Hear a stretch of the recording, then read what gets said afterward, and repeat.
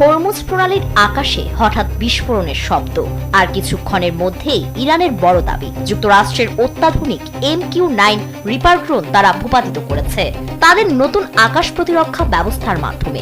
যুক্তরাষ্ট্রের সঙ্গে চলমান উত্তেজনার মধ্যেই এই ঘটনার মাধ্যমে আবারও নতুন অস্ত্র সক্ষমতা প্রদর্শনের দাবি করেছে তেহরান। ইরানের আধা সামরিক বাহিনীর দাবি, লোডশেডিং কিংবা ঘরের বাইরের তীব্র গরমে ওয়ালটন রিচার্জেবল ফ্যান থাকলে থাকবে শুধু বাতাস আর বাতাস। কেশম দ্বীপের কাছে নজরদারি ড্রোন শনাক্ত করে তাদের নতুন আকাশ প্রতিরক্ষা ব্যবস্থার সাহায্যে সেটিকে ভূপাতিত করা হয়েছে। তেহরানের মতে এই প্রযুক্তি স্টেলথ বা রাডার ফাঁকি দেওয়া লক্ষ্যবস্তুকেও শনাক্ত ও আঘাত করতে সক্ষম।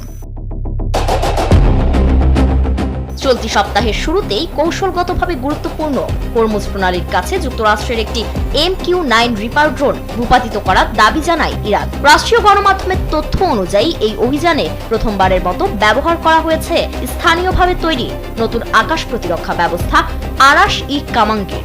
এই প্রতিরক্ষা ব্যবস্থার নামকরণ করা হয়েছে পারস্য পুরাণের কিংবদন্তি বীর আরাশের নামে। ফার্সি লোক কাহিনীতে আরাশ ছিলেন সেই বীর যিনি তীর ছুঁড়ে সীমানা নির্ধারণ করেছিলেন। বিশ্লেষকদের মতে এই নতুন প্রতিরক্ষা ব্যবস্থা কোনো অলৌকিক অস্ত্র নয়, বরং ইরানের মোবাইল ও স্বল্প খরচের আকাশ প্রতিরক্ষা কৌশলেরই ধারাবাহিক উন্নয়ন। আন্তর্জাতিক বিশ্লেষকদের মতে দেশটি এখন ব্যয়বহুল বড় যুদ্ধ ব্যবস্থার পরিবর্তে কম খরচে দ্রুত স্থানান্তরযোগ্য মোবাইল প্রতিরক্ষা ব্যবস্থার দিকে ঝুঁকছে।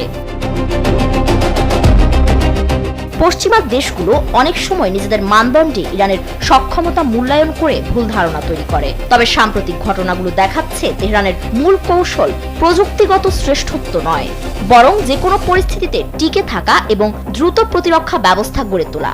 যদিও মার্কিন ও ইসরায়েলি হামলায় ইরানের আকাশ প্রতিরক্ষা নেটওয়ার্ক এবং রাশিয়ার দেওয়া S-300 সিস্টেম ক্ষতিগ্রস্ত হয়েছে, তবুও নতুন করে ড্রোন ভূপাতিত করার দাবি ইঙ্গিত দিচ্ছে যে তেহরানের প্রতিরোধ ক্ষমতা এখনো পুরোপুরি শেষ হয়ে যায়নি। তবে এখন পর্যন্ত মার্কিন সামরিক বাহিনী বা কোনো স্বাধীন আন্তর্জাতিক সূত্র এই ড্রোন ভূপাতিত হওয়ার বিষয়টি নিশ্চিত করেনি। ফারিন রহমান প্রীতি, কালবেলা।